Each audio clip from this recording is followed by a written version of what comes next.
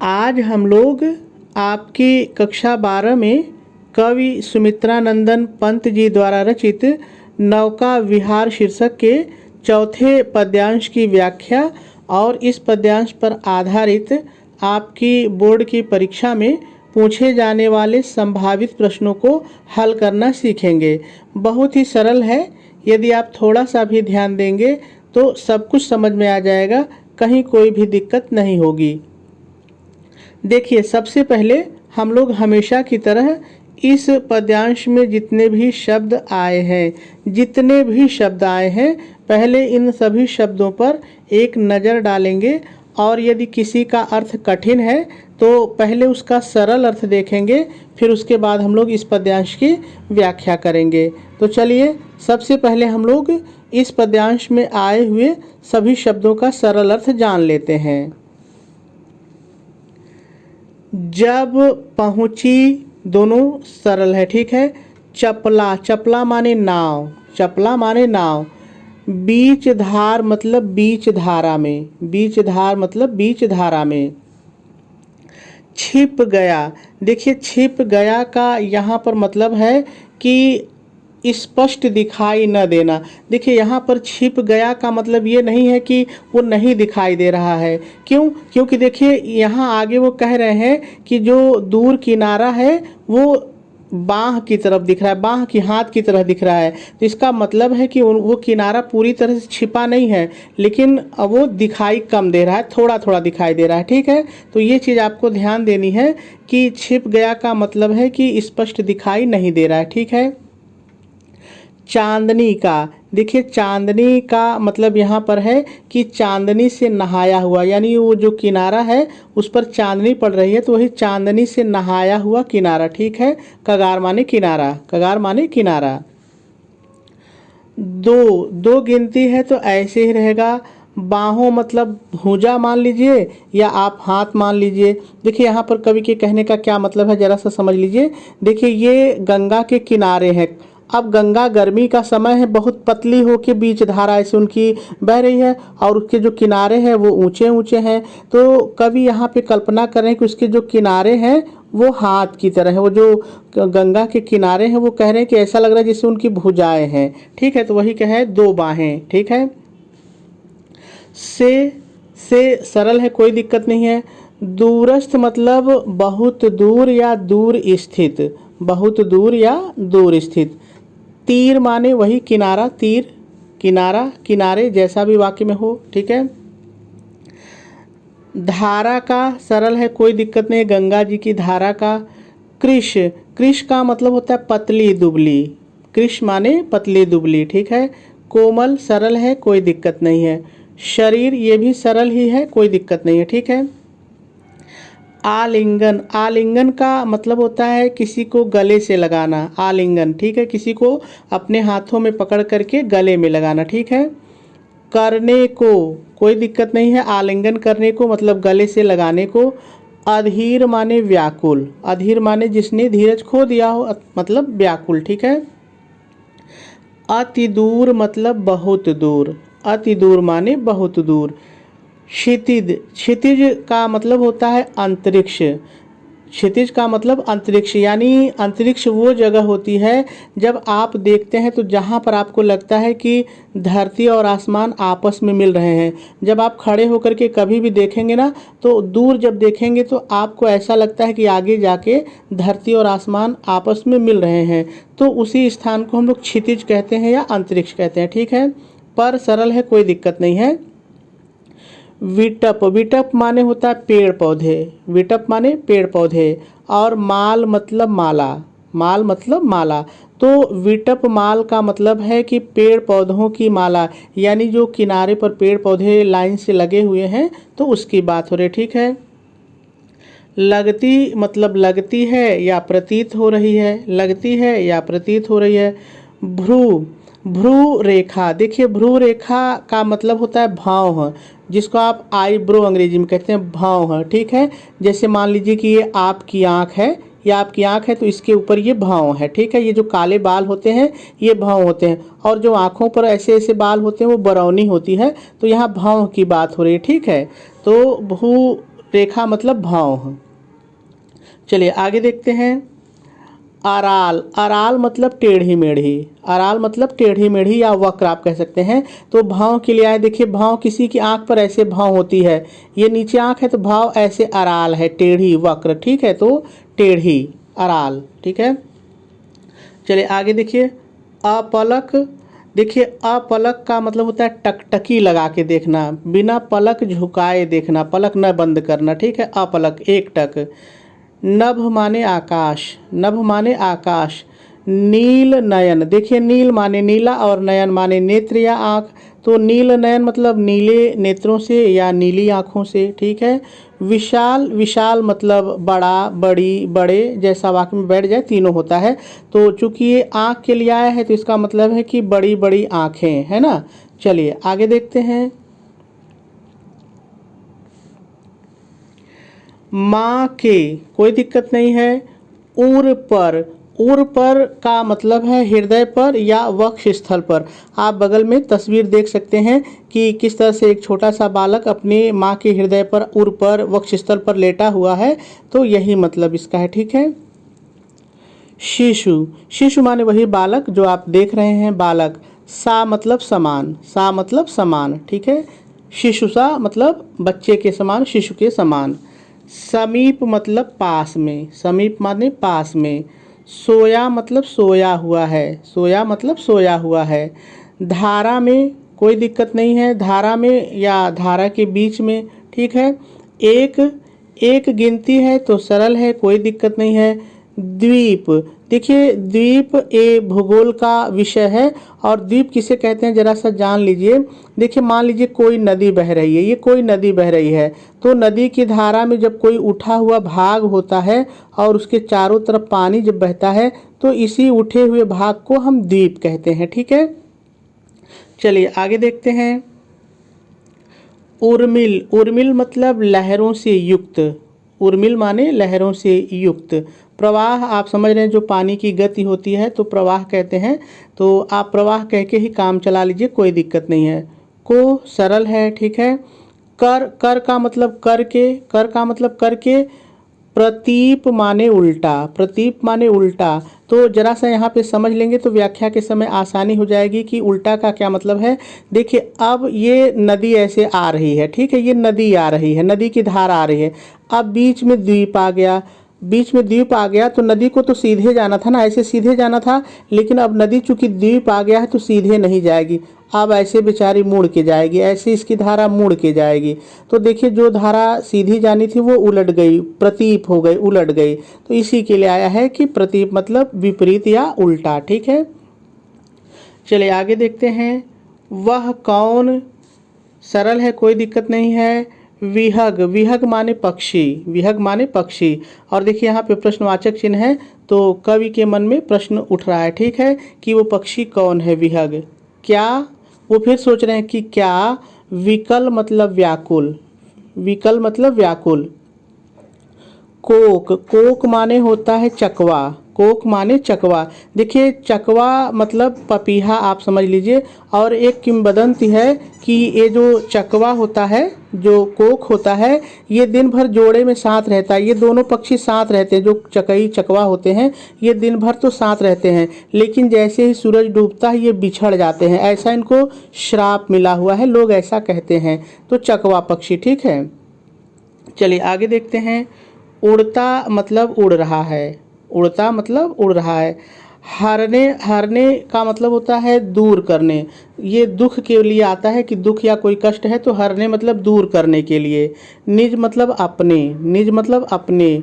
विरह मैंने बताया कि ये जो जोड़े में होते हैं तो रात में अलग हो जाते हैं, तो जब कोई भी प्रेमी प्रेमिका, नायक नायिका जब अलग रहते हैं तो उस समय जो उनको दुख होता है वो विरह का दुख होता है, ठीक है, तो विरह। शोक माने कष्ट या दुख, ठीक है, कोई दिक्कत नहीं है। छाया, छाया माने परछाई, ठीक है। को है, कोई दिक्कत नहीं, को सरल ही है, ठीक है। कोकी, कोकी का मतलब होता है चकवी। ये जो कोक है आपने देखा ना कि कोक, यहाँ पे कोक आया है तो इसी कोक की जो पत्नी है तो कोकी, ठीक है। चकवी यानी पपीहा का जो स्त्रीलिंग है चकवी। का सरल है, कोई दिक्कत नहीं है। विलोक माने देखकर, विलोक माने देखकर। तो सभी शब्दों का सरल अर्थ हो गया। अब हम लोगों को इसकी व्याख्या करनी है। तो देखिए, सबसे पहले हम लोग इसका संदर्भ और प्रसंग लिखेंगे, उसके बाद ही हम लोग इसकी व्याख्या करेंगे, क्योंकि संदर्भ और प्रसंग से भी प्रश्न पूछा जाता है। तो चलिए सबसे पहले हम लोग इसका संदर्भ लिखते हैं। आप संदर्भ हेडिंग डालेंगे, डैश डालेंगे और डैश डाल करके लिखेंगे प्रस्तुत पद्यांश हमारी पाठ्य पुस्तक हिंदी के काव्य खंड में संकलित नौका विहार शीर्षक से उद्धृत है। पूर्ण विराम लगाएंगे और आगे लिखेंगे इसके रचयिता श्री सुमित्रानंदन पंत जी हैं। पूर्ण विराम लगा देंगे और आपका जो संदर्भ है वो पूरा हो जाएगा। चलिए अब हम लोग इसके प्रसंग की बात करते हैं। तो देखिए, हर पद्यांश में मैं आपसे ये बताता हूँ कि प्रसंग में हम लोग वही चीज़ लिखते हैं जो किसी पद्यांश में या किसी कविता में कहा गया होता है। तो देखिए इसमें क्या कहा गया है और क्या इसका प्रसंग होगा, हम लोग लिखते हैं। तो आप प्रसंग हेडिंग डालेंगे, डैश डालेंगे और डैश डाल करके लिखेंगे प्रस्तुत पद्यांश में चांदनी रात में किए जाने वाले नौका विहार के समय गंगा के तट की सुंदरता का बहुत ही मनमोहक वर्णन किया गया है और आपका प्रसंग भी पूरा हो जाएगा। अब हम लोगों को इस पद्यांश की व्याख्या सीखनी है। तो देखिए, हम लोग इस पद्यांश की व्याख्या को 2 बार सीखेंगे। एक बार हम लोग साधारण तरीके से और विस्तार से इसकी व्याख्या को सीखेंगे। मैं एक एक लाइन पढ़ता जाऊंगा और आपको इसकी व्याख्या विस्तार से बताता जाऊंगा, ठीक है। उसके बाद पुनः हम लोग दोबारा एक एक शब्दों का प्रयोग करके भी इसकी व्याख्या को सीखेंगे। तो आप दोनों बार की व्याख्या को ज़रूर देखिएगा, क्योंकि दोनों बार की व्याख्या में आपको कुछ न कुछ नया सीखने के लिए ज़रूर मिलेगा। तो चलिए सबसे पहले हम लोग साधारण तरीके से और विस्तार से जानते हैं कि आखिर इस पद्यांश में है क्या। तो देखिए, इस पद्यांश में है क्या कि गंगा नदी ऐसे बह रही हैं, गंगा नदी बह रही हैं, ठीक है। और गर्मी का मौसम है, पानी बहुत कम है और जो कवि हैं वो अपनी नाव पर सवार होकर के गंगा की बीच धारा में पहुंच जाते हैं, ठीक है। और जब वो गंगा के बीच धारा में पहुंच जाते हैं तो गंगा के किनारे देखते हैं। तो गंगा के किनारे जब वो देखते हैं तो गंगा का जो किनारा है वो बहुत ही धुंधला दिखाई पड़ता है, अस्पष्ट दिखाई पड़ता है। तब उनके मन में कौन सी भाव उठते हैं, कैसा वो तट के किनारे के बारे में सोचते हैं, उसकी सुंदरता कैसी है, वही सब इस पद्यांश में वो बता रहे हैं। तो चलिए हम लोग देखते हैं कि आखिर वो कैसे बता रहे हैं। तो देखिए, कवि सुमित्रानंदन पंत जी कहते हैं, जब पहुँची चपला बीच धार। वो कहते हैं कि जब हमारी नाव, चपला यानी नाव, जब हमारी नाव चलते चलते बीच धारा में पहुंच गई तब क्या हुआ, छिप गया चांदनी का कगार। तब वो कहते हैं कि जो गंगा नदी का चांदनी से नहाया हुआ किनारा था वो अस्पष्ट दिखाई देने लगा। कगार माने किनारा। तो जो चांदनी से नहाया हुआ गंगा का किनारा था, जो रेतीला किनारा था, अब वो स्पष्ट दिखाई नहीं दे रहा है।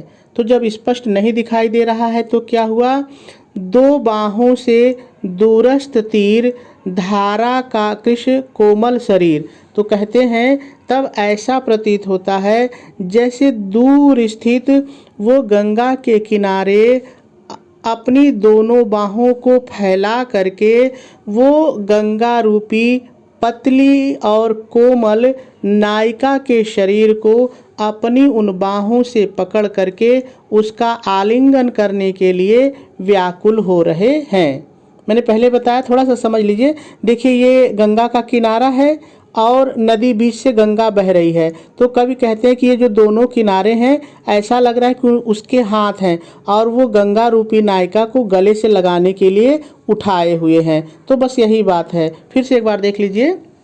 देखिए कह रहे हैं दो बाहों से, अपनी दोनों बाहों से दूरस्थ तीर, जो दूर स्थित किनारे हैं। तो उलट देंगे तो हो जाएगा कि जो दूर स्थित किनारे हैं वो अपनी दोनों बाहों से। धारा का कृश कोमल शरीर, वो गंगा रूपी नायिका की जो धारा है, जो पतली और कोमल धारा रूपी शरीर है, उसको आलिंगन करने के लिए, उसको गले से लगाने के लिए व्याकुल प्रतीत हो रहे हैं। ठीक है, चलिए आगे देखते हैं। आगे कहते हैं अति दूर क्षितिज पर विटपमाल लगती भ्रू रेखा सी अराल। अब यहाँ कह रहे हैं क्या, जरा सा समझिए। वो कह रहे हैं कि जो गंगा की बीच धारा से अत्यंत दूर जो किनारा है, जो क्षितिज है, उस क्षितिज के ऊपर जो लाइन से पेड़ पौधे दिखाई पड़ रहे हैं, जो पेड़ पौधों की माला सी दिखाई पड़ रही है, वो ऐसी लगती है जैसे वो आकाश की भौं है। आकाश की भौं है, कैसी भौं? टेढ़ी भौं है। तो जब सीधा करेंगे तो हो जाएगा कि तट से दूर क्षितिज के पास स्थित पेड़ पौधों की माला ऐसी प्रतीत हो रही है जैसे आकाश की वो टेढ़ी भौहें हैं। ठीक है, आगे क्या कहते हैं? अपलक नभ नील नयन विशाल, और ऐसा लगता है जैसे आकाश अपनी नीली नीली विशाल आँखों से पृथ्वी को टकटकी लगाए देख रहा है। इन 3 लाइन को एक बार फिर से देख लीजिए। कवि कहते हैं अति दूर क्षितिज पर विटपमाल। वो कहते हैं कि तट से अत्यधिक दूर जो अंतरिक्ष है, वहाँ पर जो पेड़ पौधों की माला है वो ऐसी दिखाई दे रही, लगती है, प्रतीत हो रही है, दिखाई दे रही है, वो ऐसी दिखाई दे रही है जैसे वो आकाश की तिरछी भौहें हैं, जैसे वो आकाश की तिरछी भौहें हैं। और ऐसा लगता है जैसे वो आकाश अपनी बड़ी बड़ी नीली नीली आँखों से पृथ्वी को एकटक देख रहा है। ठीक है, चलिए आगे देखते हैं। माँ के उर पर शिशु सा समीप सोया धारा में एक द्वीप उर्मिल प्रवाह को कर प्रतीप। ये 3 पंक्तियाँ आपको साथ लेनी है, तभी आपका वाक्य अच्छे से बन पाएगा।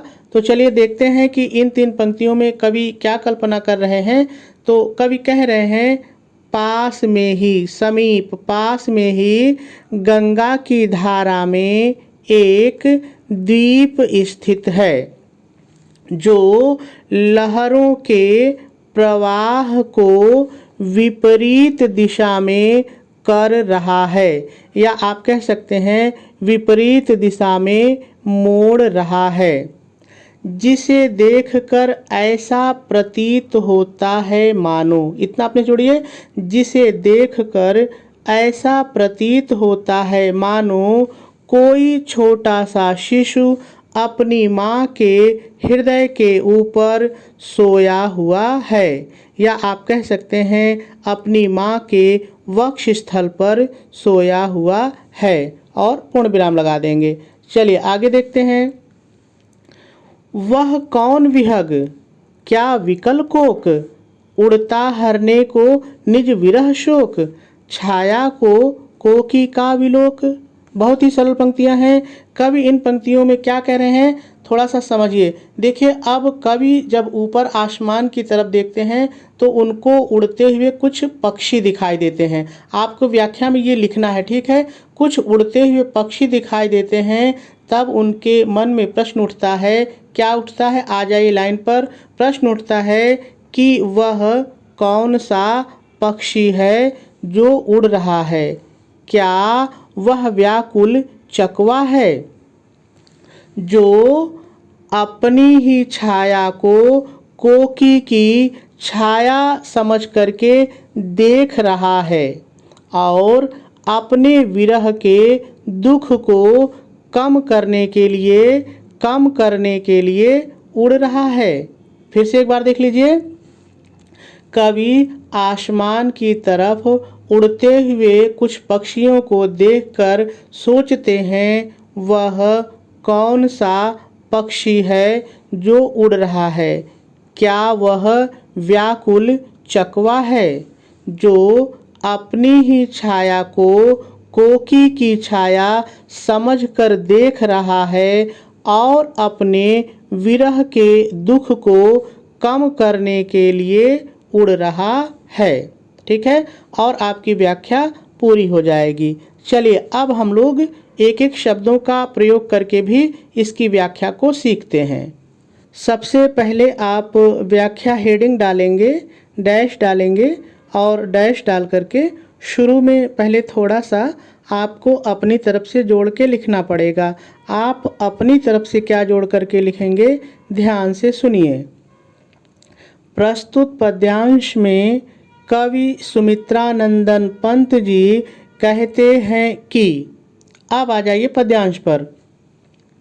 कहते हैं कि जब हमारी नाव गंगा की बीच धारा में पहुंची, तब चांदनी से नहाया हुआ गंगा का किनारा अस्पष्ट दिखाई दे रहा था।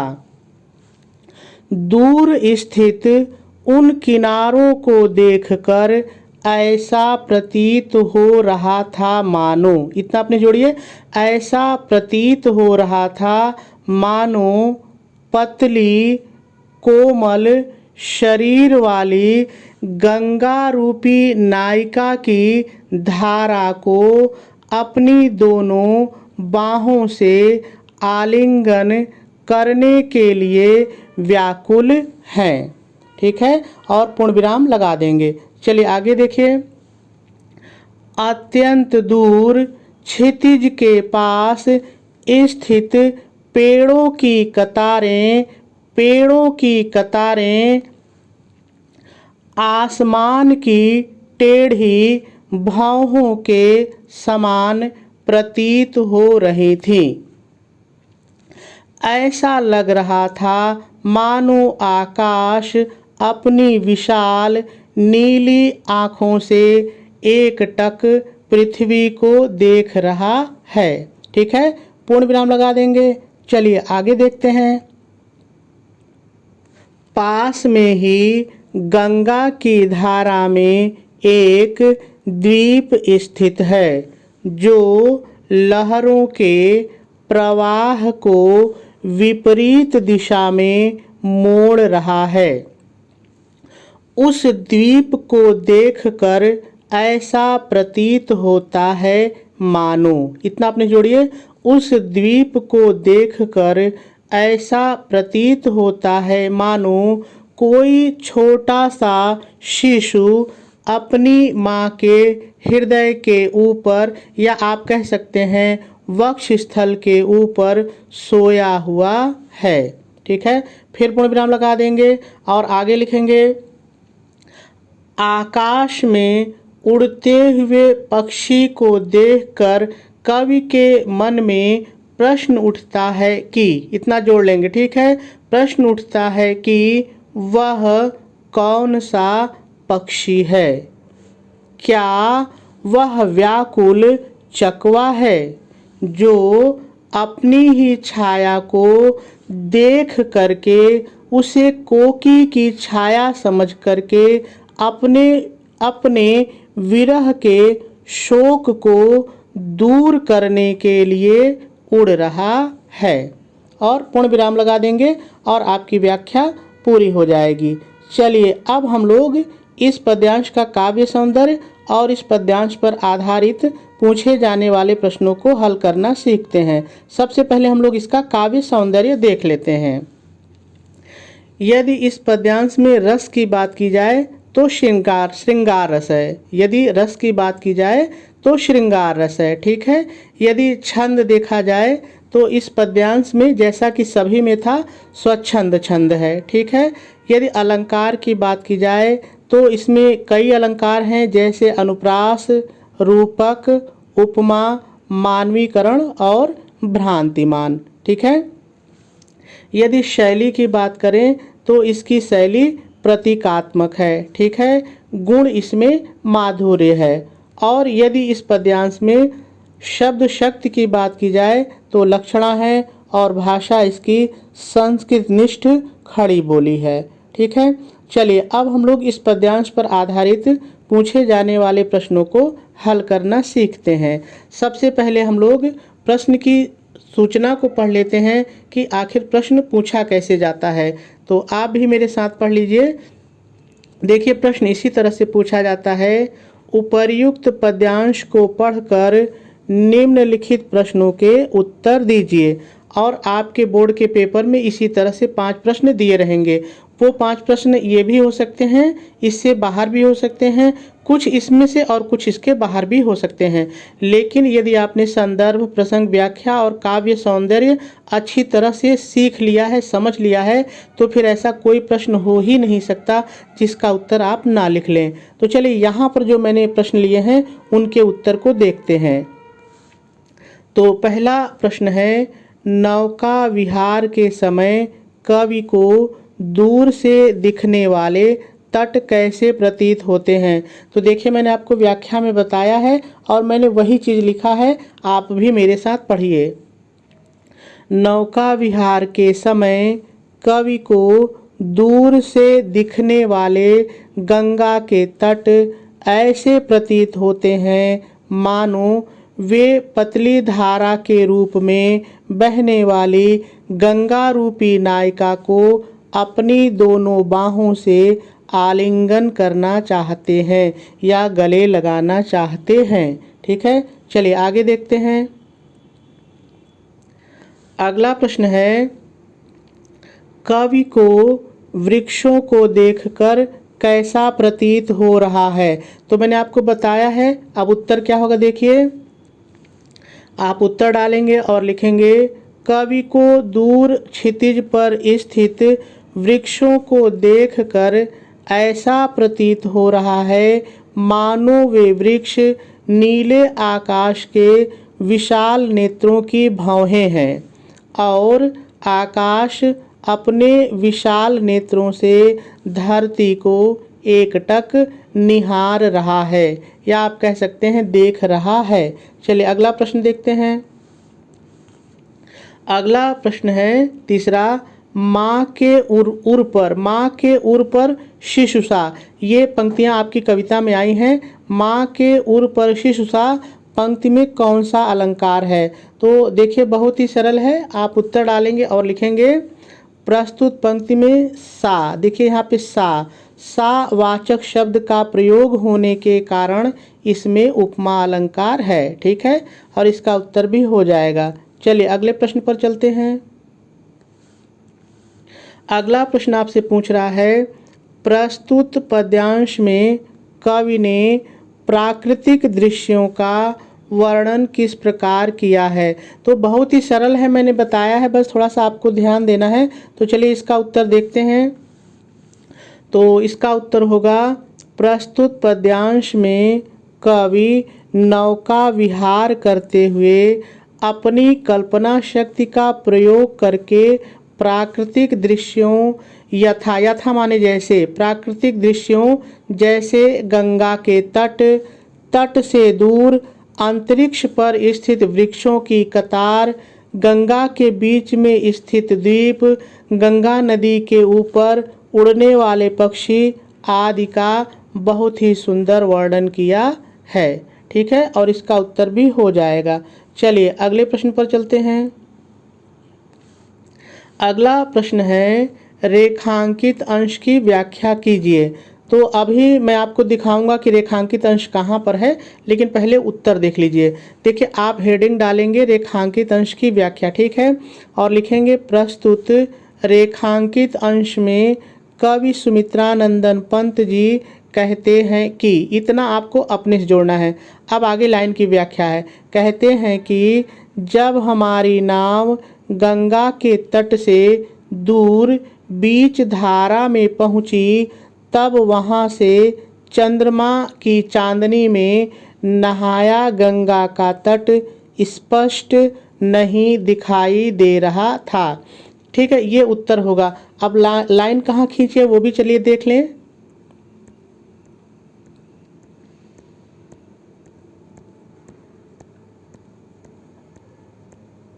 तो देखिए यहाँ पर 2 लाइन है, ठीक है, इसी की मैंने व्याख्या की है। और मैंने यहाँ पर वही आपको बताया है कि कवि कहते हैं कि जब हमारी नाव गंगा नदी की बीच धारा में पहुँची तब चांदनी से नहाया हुआ गंगा का किनारा स्पष्ट दिखाई नहीं दे रहा था। यही तो मैंने लिखा था। ठीक है, तो मेरे ख्याल से बात आपको कुछ न कुछ तो ज़रूर समझ में आई होगी।